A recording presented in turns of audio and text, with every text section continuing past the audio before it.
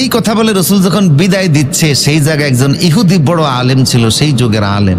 সে দাঁড়িয়ে বলল, মুসলমান সেনারা, তোমরা মুতার যুদ্ধে যাচ্ছ, তোমাদের রসুল এই সানিয়াতুল ওয়াদা নামক জায়গায় এসে তোমাদেরকে শেষ বিদায় জানাইছে। তবে জানানোর সময় তিনি যেই কথা বলে গেছে, এই কথা বড় কঠিন কথা। উনি বললেন, জায়েদ শহীদ হলে জাফর সেনাপতি, জাফর শহীদ হলে আব্দুল্লাহ ইবনে রাওয়াহা সেনাপতি।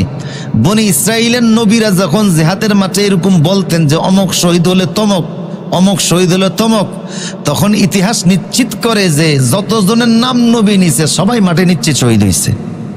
কাজেই তোমাদের এই 3 জন সেনাপতির নাম যেহেতু রসুল বলছে, তোমাদের নবী যদি সত্য হয়, তাহলে তোমরা 3 জন সেনাপতি একজনও মুতার প্রান্ত থেকে জীবিত আসতে পারবা না, নিশ্চিত শহীদ হয়ে যাবা। যদি তোমরা মনে করো তোমাদের নবী তার কথায় সত্য যে তোমরা শহীদ হয়েই যাবা পূর্বের নবীদের কথা মতো, তাইলে এটা তোমাদের মদিনা থেকে শেষ যাত্রা, জীবনের চিরবিদায়।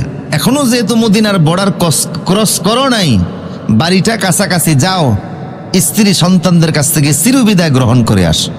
ইহুদি আলেমের এই বক্তব্য শুনে সাহাবায়ে কেরাম এবং এই 3 সেনাপতি একটু থমকে দাঁড়ালেন, নিস্তব্ধ হয়ে গেলেন কিছু সময়ের জন্য।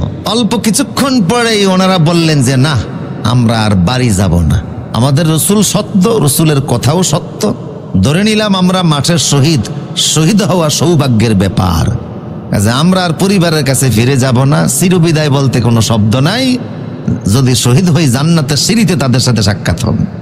ওনারা চলে গেলেন মুতার প্রান্তরে। গিয়ে দেখেন সুবহানাল্লাহ, 1 লাখ সৈন্য, রোমান সৈন্য মাঠেই দাঁড়ানো আছে, আর ওনারা মাত্র 3000। মাঠেই দাঁড়ানো 1 লাখ, পিছনে আরো লক্ষ লক্ষ, 3000 সাহাবী। ভাবলেন আমরা এদের মোকাবেলা করব, কি করে সম্ভব?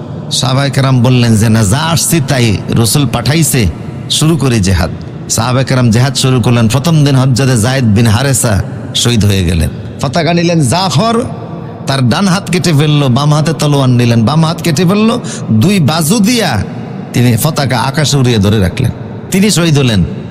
আব্দুল্লাহ ইবনে রাওয়াহা তিনিও শহীদ হলেন। 3 সেনাপতি শাহাদাতের পরে রাসূল সাল্লাল্লাহু আলাইহি ওয়াসাল্লামের ওই নির্দেশ অনুযায়ী মাঠের ভিতরে উপস্থিত সাহাবায়ে কেরাম, হযরত খালিদ বিন ওয়ালিদ, তিনি তখন মুসলিম, কিছুদিন আগে ইসলাম কবুল করেছেন, এটাই তার জীবনের প্রথম জিহাদ ইসলামের পক্ষে। আর মক্কায় হযরত খালিদের পরিবারটাই ছিল সেনাপতি পরিবার, অর্থাৎ মক্কার গোত্রগুলি ভাগে বিভিন্ন ভাগে বিভক্ত ছিল।